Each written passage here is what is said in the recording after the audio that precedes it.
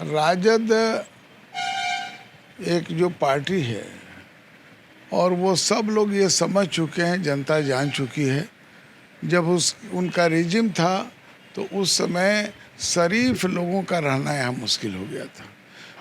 उस कड़वी अंदाज को आज भी जनता उसके आने के भय से, हमारे में कमी हो, हम रहें न रहें, लेकिन राजद आ रहा है, यह एक मुहावरा या तथ्य बन गया है कि भाई उसको डरा कर के राजद आ जाएगा।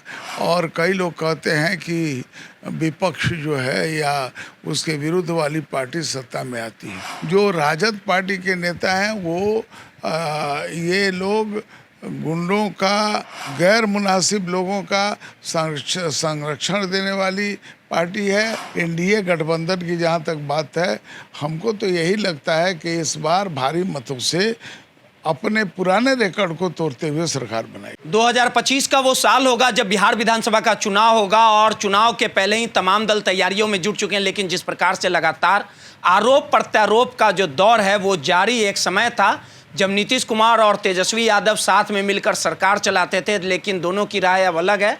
ललन सिंह लगातार तेजस्वी यादव पर हमलावर हैं और ललन सिंह का एक जो बयान है वो बिहार की सियासत में कहीं ना कहीं हाय तौबा मचा चुका है।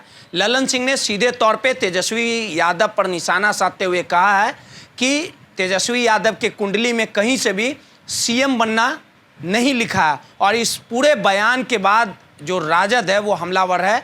वहीं तेजस्वी यादव की बहन कहीं ना कहीं हमलावर दिखी है। रोहिणी आचार्य ने ललन सिंह पर निशाना साधा और इस पूरे मामले को लेकर हमारे साथ बात करने के लिए जो अभी वर्तमान में बिहार में सरकार चल रही है जेडीयू और बीजेपी की, अरुण कुमार सिन्हा जी हैं, बीजेपी के विधायक हैं। विधायक जी, जिस प्रकार से लगातार 2025 में चुनाव होगा, 243 सीटों पर आप लोग तैयारी में भी जुट चुके हैं, 4 सीटों पर उपचुनाव भी होना है। ललन सिंह ने कहा है कि तेजस्वी यादव का भाग्य कभी नहीं बदल सकता, उनके कुंडली में लिखा है कि वो कभी सीएम नहीं बनेगा। अब इस पे रोहिणी आचार्य, राजद के तमाम जो नेता हैं वो हमलावर हैं। कभी कभी साफ बोलना, कड़ा बोलना, बोलने में खराब तो लगता है लेकिन सच्ची बात है।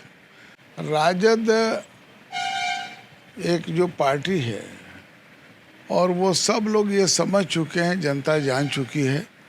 जब उनका रिजिम था तो उस समय शरीफ लोगों का रहना यहाँ मुश्किल हो गया था।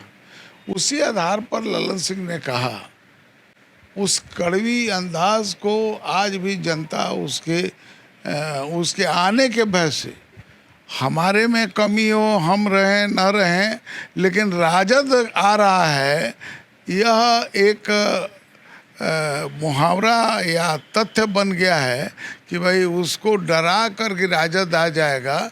और कई लोग कहते हैं कि विपक्ष जो है या उसके विरुद्ध वाली पार्टी सत्ता में आती है। तो इसमें थोड़ी सच्चाई है और यही कारण है कि ललन सिंह ने साफ ये कहा है कि ऐसे लोगों को, ऐसे पार्टी के नेता को, जो राजद पार्टी के नेता हैं, वो ये लोग गुंडों का और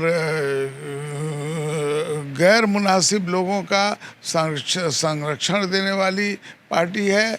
ऐसी पार्टी अगर आएगी नहीं तो तेजस्वी कैसे मुख्यमंत्री बनेगी? इसी आधार पर कहा। लेकिन एक सवाल है, जिस प्रकार से तरारी में चुनाव है, कई सीटों पर उपचुनाव है, उसको लेके किस प्रकार से लगातार जो है आप लोग की तैयारियां है और 2025 में आप ये मान रहे हैं, क्योंकि नीतीश कुमार लगातार खामोश है, जो बिहार की सियासत में ये भी बातें चल रही है कि नीतीश कुमार फिर से पलटी मार सकते हैं, इस तरह की?